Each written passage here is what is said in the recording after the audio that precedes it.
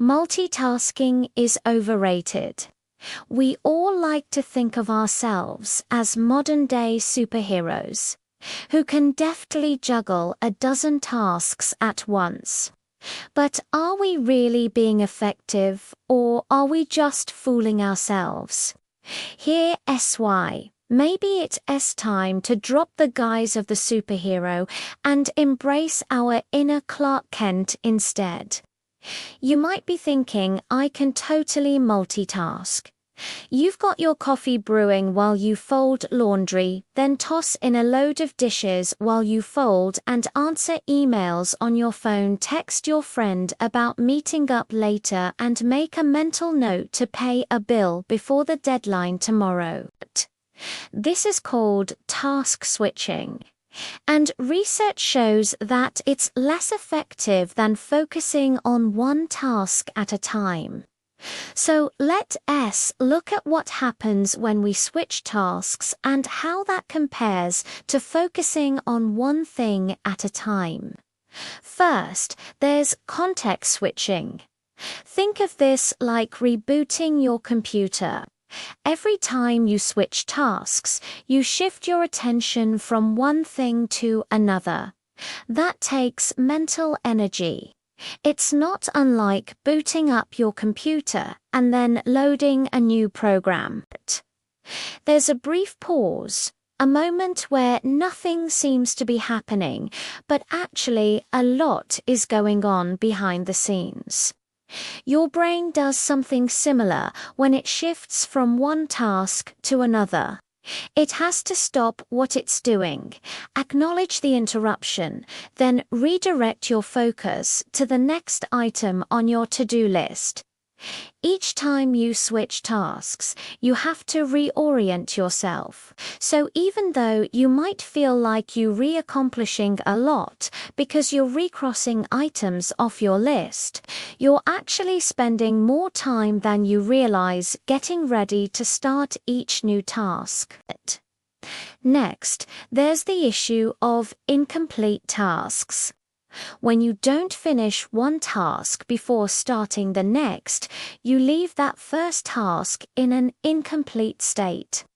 It stays active in your mind, and it competes for your attention, even as you work on something else. This is called the Zeigarnik effect. So if you get interrupted while reading a book, you'll remember that interruption long after you've finished the chapter, because the task of reading that chapter is still in an incomplete state in your mind. It will pull your attention back to it long after you've moved on to something else. Let's say you're cooking dinner and your phone rings. You answer it and chat for a few minutes, then go back to chopping vegetables. The ringing phone pulled your attention away from cooking, so now the task of cooking is in an incomplete state in your mind. If you're easily distracted, you might find it hard to get back into the task of chopping vegetables. Your mind might still be focused on the conversation, making it difficult to focus on what you're doing. You might accidentally cut your fingers because you aren't paying attention, or you might just get distracted and start scrolling through social media. Research shows that the Zeigarnik effect can actually help motivate us to complete tasks. We're more likely to finish something if it's in an incomplete state. However, it can also work against us, like when you're trying to read a book, but keep getting interrupted by email notifications. You eventually cave and check your email, then completely forget to go back to the book. And the last thing to consider is fatigue. This isn't the kind of fatigue you experience after a long day of work. Instead, we're talking about mental fatigue that comes from constantly switching tasks. When you're fatigued, your productivity takes a hit. You're more likely to make mistakes, and you might find it harder to concentrate. Research suggests that this kind of mental fatigue can accumulate over the course of a workday. By the end of the day, you might feel mentally drained and exhausted, even if you haven't done anything physically demanding. Some people seem to work better under these conditions. They thrive in the chaos of the multitasking world, and they genuinely seem to work well under pressure. These individuals have developed skills to manage the cognitive demands of multitasking. They're able to ignore interruptions and stay focused on the task at hand. It doesn't mean they're not affected by the drawbacks of multitasking. They've simply learned to overcome them. In general, though, multitasking is a less effective way to work.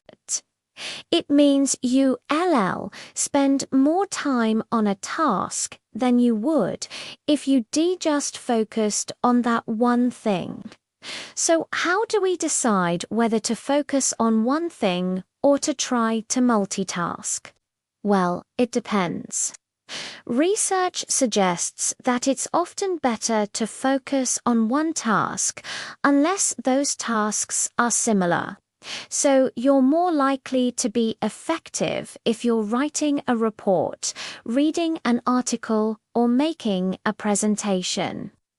On the other hand, if you're doing similar tasks like responding to emails or making phone calls, you may be more effective if you try to multitask.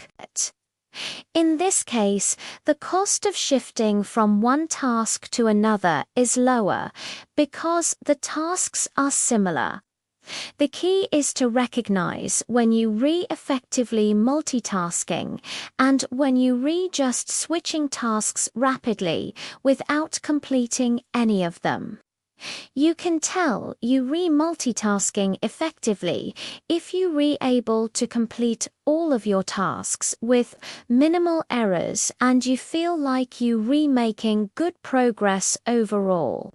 If you're not able to complete all your tasks, if you're making lots of errors, or if you're working without feeling like you're accomplishing much, you might be better off abandoning multitasking and focusing on one task at a time.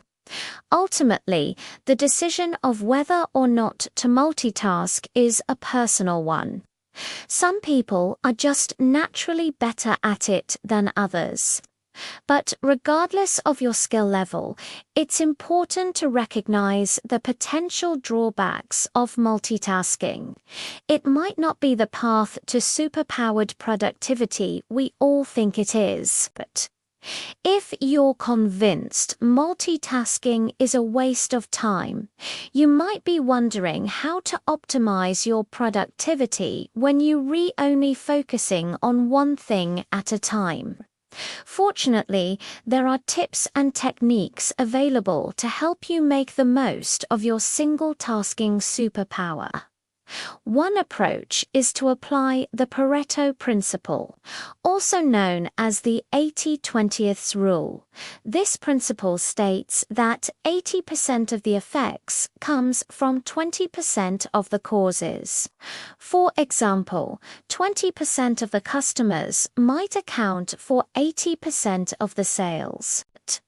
Or 20% of the employees might generate 80% of the profits.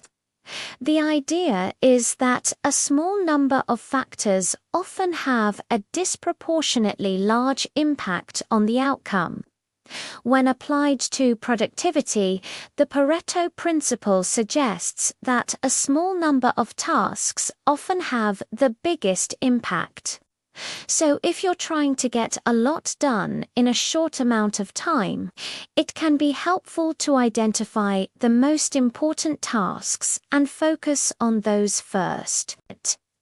You can use various methods to figure out which tasks are the most important, such as asking yourself, what's the most important thing I need to accomplish today? Or what would be the worst thing that could happen if I didn't complete this task? Once you've identified your most important tasks, try to complete them before moving on to anything else. Of course, this isn't always possible. Sometimes tasks come up that require your immediate attention, or maybe a coworker asks for your help with something urgent. But when possible, try to stick to the Pareto principle. Focus on your most important tasks and don't get sidetracked by less important ones. Another tip for optimizing your single tasking abilities is to minimize distractions. This might mean turning off notifications on your phone or closing any programs that are irrelevant to the task at hand. It can also help to create a quiet workspace where you won't be interrupted by noise or visual distractions. By minimizing distractions, you can stay focused on the task at hand and avoid the temptation to multitask. It's also helpful to take advantage of your peak focus times. Everyone has times of the day when they're more focused and productive than others. For some people, it's first thing in the morning. For others, it's late at night. Try to schedule your most important tasks for when you're most focused. That way, you'll be more likely to complete them without getting distracted. It's also important to take breaks.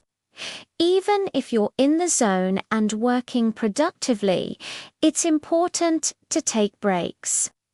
Getting up and moving around can help you stay focused, and it can also help prevent mental fatigue. So, if you find yourself getting distracted or losing focus, take a break, get up, stretch, walk around, then come back to your work refreshed and ready to tackle it again.